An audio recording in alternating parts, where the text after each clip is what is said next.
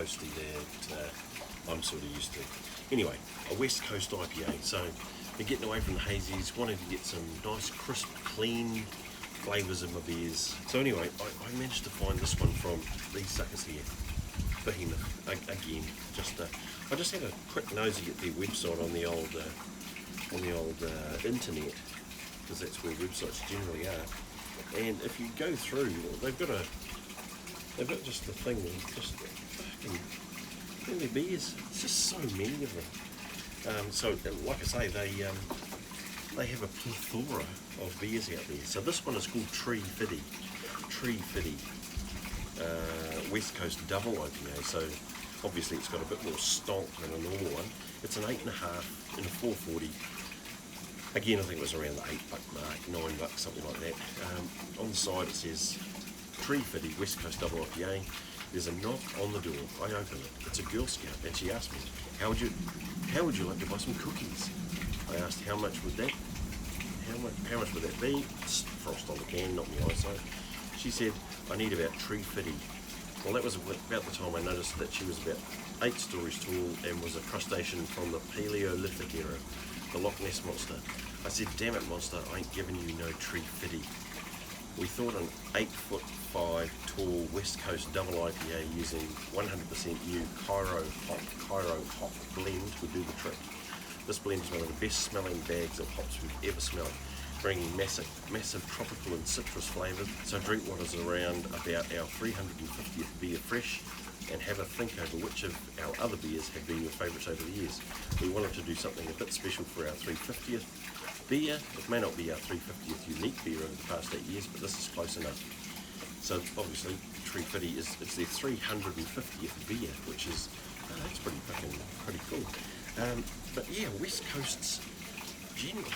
Okay, so it's got tropical and citrus characters. Well, that just throws my idea of West Coast as being fucking hard out hop. Well, I suppose you can have a hop bomb with citrus stuff. Obviously you can, because they are the professionals and I am the not professional.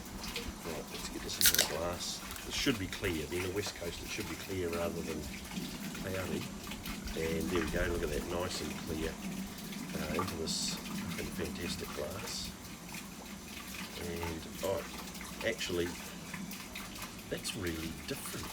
That is really different. So the smell coming off that at the moment, yes, it is tropical, but it hasn't got the, it doesn't smell like it's a hazy. It smells crisp and clean, so it's got a crisp, clean fruit smell, which is interesting. That's got me perplexed as such. So the smells I'm getting out of there, I'm still getting a piney sort of smell in me,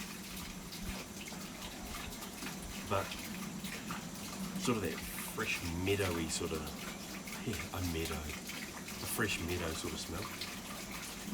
Yeah.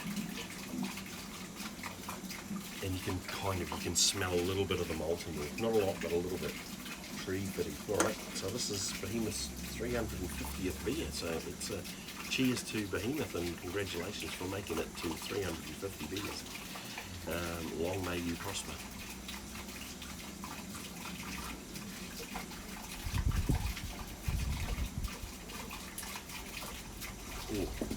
Oh boy, that's got some bite. And it's got a really flavourful kick to the alcohol as well. Like the alcohol at 8.5 is definitely there, and definitely you can definitely know that you're drinking something that's got some grunt behind it. Yeah, so it's got some heat in it, but not heat in heat, but heat as an alcohol heat. But yeah, massive bite, and lingering bitterness too, which is good. And yeah, it's a different. It's like a really sharp, fruity taste, like biting the skin of a lemon, like biting the lemon. That's what it tastes like. Yeah. It's a shiner. It's a shiner, an outstanding beer. looks like it's got a fairly long shelf life as well. Best before the 8th of the 10th, 2022, when I picked this up the other day, so I'm thinking that maybe there's a 12-month shelf life. There you go. Behemoth, Tree Fiddy, West Coast double IPA, running at 8.5, and setting you back about $9.99, something like that, from your local liquor store. There you go.